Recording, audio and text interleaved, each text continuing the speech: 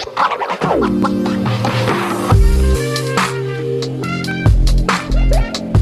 there, welcome back to my channel. My name is Brittney Bundles, and today's video is going to be a different type of video. I'm going to be going over a question that I got asked in regards to running a hair business and using drop shipping as your inventory method. But when it takes a turn, when it goes wrong, when there is a problem with how you anticipated your business to flow, while using drop shipping as your inventory source, like I just mentioned. Not only am I going to express what I would do, I'm going to do it in a different way. I'm going to kind of break it down in very common questions that you may get if you were in this exact scenario. So if you have any input or any additional questions or comments, please feel free to leave them down below in the comment section. I'd love to read them, and then also people that are watching this video, hopefully they can read and get more insight as well. So if you are interested in this video, be sure to give it a big thumbs up. Please make sure that you are subscribed, and let's get right into the video.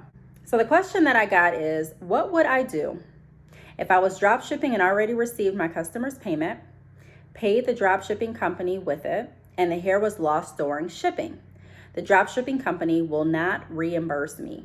Okay, so let's say that again. So if I went ahead and, someone placed an order through my website for 3 bundles, let's say 3 bundles of hair and a closure. And I went ahead and I notified my drop shipping company, or they were notified via the website or via the programming or tools that they use. They got the order. I submitted my payment for it because, they submitted their payment for the initial order. Then I took the amount from the order that I was going to need to pay the drop shipping company, paid them. And now I am waiting for the hair to be sent to them. But my customers never received the hair. I never received the hair because the hair is lost in shipping. So my customers have already paid their money. I have taken their money and I have sent it over to the drop shipping company. And now I'm like, okay, so what's going to happen next? The company is telling me when I reach out, hey, I'm not going to reimburse you. And now I'm sitting here thinking, okay, what do I do next? So one of the questions that may pop into your mind is, did the company get over? Did they get over on me? If you've ever been in this situation, which it's not uncommon to be in, this is one of the reasons why I stress to have multiple vendors, have a backup plan. It is great to have hair on hand if you can. Like I've expressed in my ebook, Drop Shipping Now, Wholesale Later, my hope for the majority of entrepreneurs is to use drop shipping as a stepping stone. Do some people use it past the stepping stone and have successful businesses and make the money that they're wanting to make? Yes, but you do receive a bigger profit when you are buying in bulk. And you do have more control over your business when you're hands-on, when you're actually the one sending out the hair that is in your personal inventory. You're able to see what you have. You're able to go physically to the post office or the UPS store, FedEx, wherever you go and mail out the hair.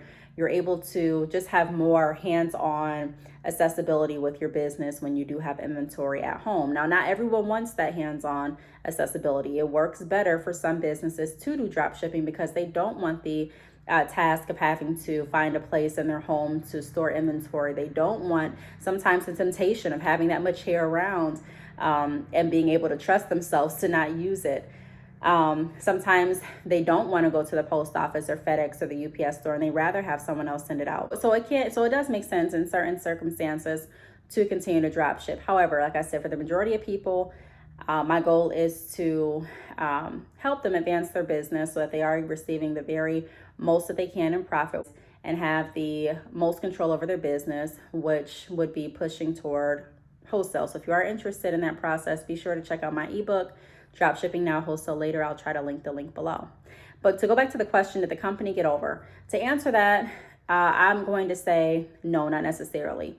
A lot of times when you are drop shipping with a company, every drop shipping company has their own rules, regulations. It's very important to ask these type of questions up front. What does happen if certain scenarios, take effect or take place? But typically, if the drop shipping company can prove that they sent out the hair, like send you tracking information that they sent out the hair, because they're going to be dealing with you. They're not going to be dealing with your customer. They're going to be dealing with you because you're their customer, and then you are supposed to deal with your customer. So if the dropshipping company provides you with tracking and it was lost, the post office, let's say we're using that for, them for an example, they say that the package was lost in transit or something like that. Typically, there is a protocol where you can go ahead and you can file a claim, or they can file a claim, and an investigation can start, and you can start looking for the package. Now, in the meantime, your customer is still expecting to receive their hair based on the information that they received from your website. So if your website says that the hair is going to be delivered in 3 to 5 business days or 5 to 7 business days, and those time frames roll around and they have not received their hair, they are more than likely going to be asking, hey, what's going on? They may reach out, they may call, they may chat your website asking for an update. And at that point, you have a couple different options. You can either tell them the scenario that happened with who you're drop shipping with, even though a lot of times your drop shipping vendor is supposed to stay in the background, or you can go ahead and replace the order with your drop shipping vendor, still get their items sent to them, and then work through the dispute process and the claim process. And if they do find the package, either see if the company can take it back to reimburse you, or see if the company can send it to you. That way you can have some hair on hand for the next order that you may receive. So there's a couple different ways that you can handle it, but just assuming that the company got over on you because something was lost in the mail or there was a scenario that didn't go as planned is not necessarily the correct thought process or even true. I don't think in this scenario that the company got over on anyone if they sent tracking information to let you know that they sent it out, because at that point, once they send out the hair, it's no longer in their possession. Just like if you are running a hair business and you have inventory at home and you go ahead and send out someone's order, once you take it to the post office, you don't have control over what happens. Now, it's your responsibility to have that tracking number and to keep, track of it. And if the customer paid for insurance, then you're putting insurance on the package and things like that. But the truth is, sometimes things just happen. So it's best to already have a backup plan in place of how you're going to handle certain things. For me, I personally would probably do what I just mentioned. I would not even let the customer know what happened with their missing package. I would go ahead and I would replace the order so money would come out of the business.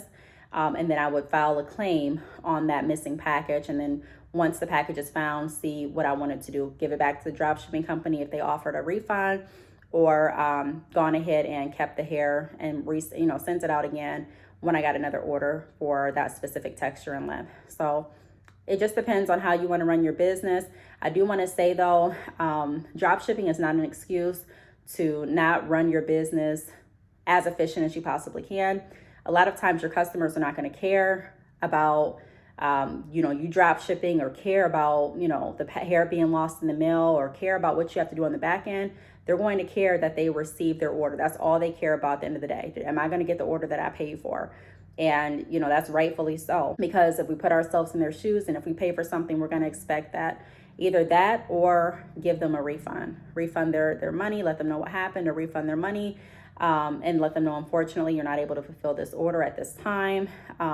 But, keeping the money and just having them wait until the claim is resolved, I personally would not do.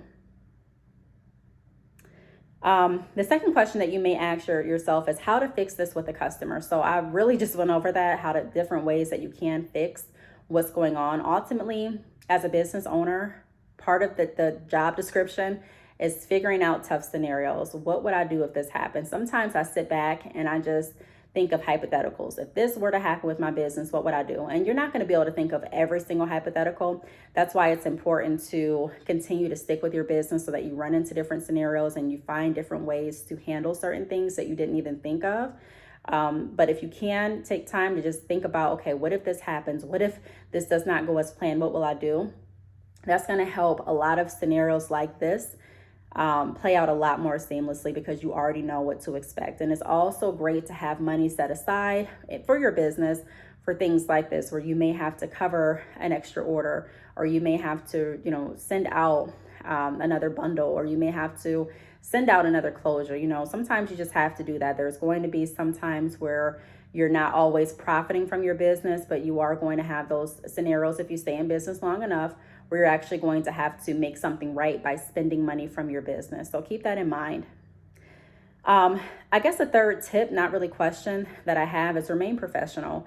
So under circumstances like this, it can really make you feel frustrated, aggravated, like you don't know what to do. You feel like, it's not my fault, but you're the face of your business and you're the one that chose the dropshipping company. So ultimately it falls on you. Even if the dropshipping company drops the ball, your customer doesn't know about the dropshipping company most times.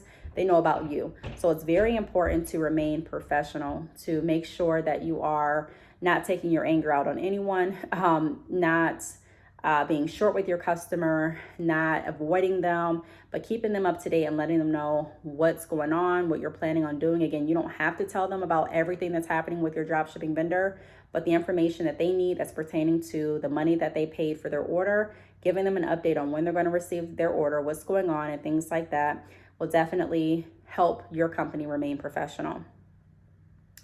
Another question you may be asking yourself is, how do I fix it on the back end? So I kind of answered that when I talked about ways to fix it with your customer. There's different ways to handle this scenario on the back end. The first thing that I would do is contact the dropshipping company, find out what the options are there. If we do find it, am I able to send it back for a refund? If we do find it, am I able to have the package sent to me instead of the customer? Can I go ahead and place another order, get that hair sent out to them? And then also finding out ways that I make sure this doesn't happen again. So if I don't have a backup vendor, now is a good time. I should have had one before, but now is a really good time to go ahead and find a backup dropshipping vendor.